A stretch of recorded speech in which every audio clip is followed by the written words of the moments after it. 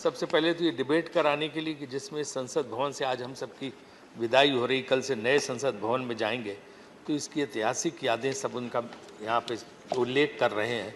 इस छत के नीचे एक से एक महान लोग आए, एक से एक लोग यहाँ से रह के गए, उनके भाषणों की प्रतिध्वनियाँ आज तक यहाँ गूंज रही हैं।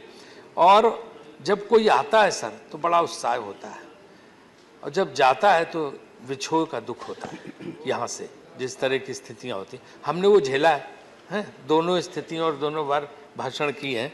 तो ये सर जो है एक ऐसी जगह है जो एक मिलन केंद्र है। आपकी बाहर कितनी भी शत्रुता हो, कितनी भी कटुता हो, कितनी भी दुश्मनी हो, लेकिन यहाँ आके सब एक दूसरे से मिलते हैं, बात करते हैं, और ये लोगों को जोड़ता है।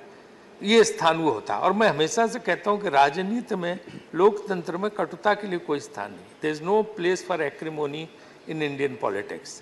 आप there can be difference of opinion, हमारी विचारधारा के मतभेद हो सकते हैं, लेकिन शत्रुता दुश्मनी के स्थान नहीं होना चाहिए। यही चीज़ें सभी सिखाती हैं। और मैंने देखा कि एक बार सर मधु लिमय जी नए MP होके आए, लोकसभा में उन्होंने जोरदार भाषण पंडित नेहरू के खिलाफ दिया, और उन्होंने सुना। और जब शाम को वो घर जाने लगे तो उन्हें कहीं पता लगा ये नया जो युवा आज बोला ये कहाँ रहता है। तो उन्होंने कहा जी वो साउथ मेन्यू में रहते हैं।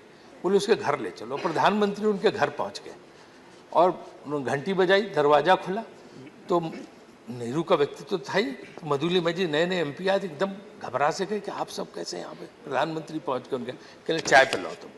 उनके यहाँ बैठ के जब उन्होंने कहा तो चाय पीने के साथ कहा कि तुम जो है ना बहुत अच्छा बोलते हो, चाय और तुमने चाय पे डिस्कशन में उन्होंने कहा कि तुम बहुत अच्छा बोलते हो और जो है तुम्हारे अंदर क्षमता है, लेकिन एक चीज़ मैं सलाह दूंगा एक उसके नाते, एक राजनीतिक के नाते, कि तुम थोड़े फैक्ट्स आगे से करेक्ट करके लाओ, तुम्हारे ये फैक्ट्स गलत थे।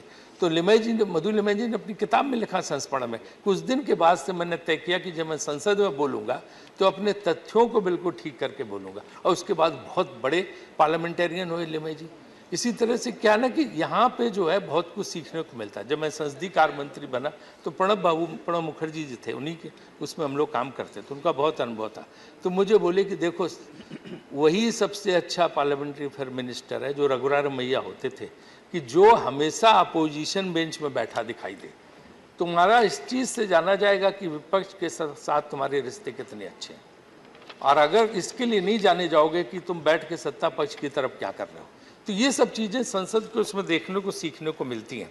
ये स्थान सर सेंट्रल हॉल जैसी चीज़ का प्रतीक है। कितनी भी शत्रुता हो, आमने सामने पड़ जाते हैं, बैठ के चाय कॉफ़ी पी लेते हैं, वहाँ से बात खुल जाती है और आपस में मेल जोल हो जाता है। तो ये संविधान भी जो यहाँ पे बना वो हर प्रधानमंत्री का योगदान है, चाहे नेहरू जी का हो, चाहे शास्त्री जी का हो, चाहे मोरारजी देसाई का हो, चाहे जो है उस इंदिरा जी का हो, चाहे राजीव जी का हो, चाहे चौधरी चरण सिंह का हो, चाहे नरसिम्हा राव जी का हो, चाहे देवगौड़ा जी का हो, गुजराल साहब का हो, अटल जी का हो, मनमोहन सिंह जी का हो, और अब मोदी जी का, सब जो है आते हैं, सब काम करते हैं।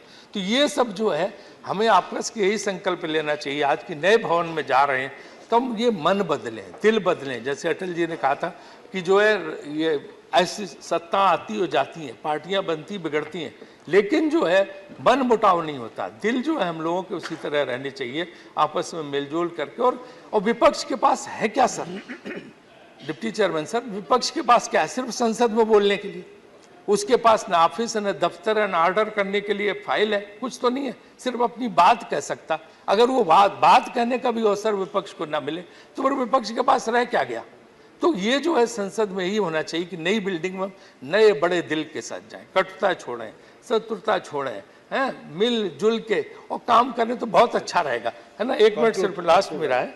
और परिवार की तरह रहें, क्योंकि दुश्मनी 1 कदम 2 कदम, तुम भी थक जाओगे, हम भी थक जाएंगे, उससे क्या फायदा है? राजनीति में दुश्मनी की तो कोई गुंजाइश होती नहीं।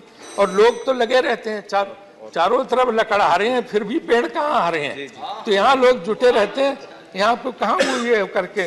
और जो भी आता है, चाहे हम इधर रहें चाहे उधर रहें, सबको एहसास होना चाहिए कि जो है ना कि शोहरत की बुलंदी भी एक पल का तमाशा है, जिस साख पे बैठे हो टूट भी सकती है। ये सब एहसास हमें रहने चाहिए। तो बस जो संकल्प है नई संसद में जब हम जा रहे हैं तो इसका ही होना चाहिए। मैं उसको स्वागत करते हुए यही कहूँगा कि वहाँ जाके हम अपने मन बदलें, दिल बदल के बैठें, और दूसरी चीज़ वहाँ पे आके हम गरीब कल्याण के लिए काम करें, महंगाई पर काबू करें, युवाओं को रोजगार दें, सबको न्याय दें।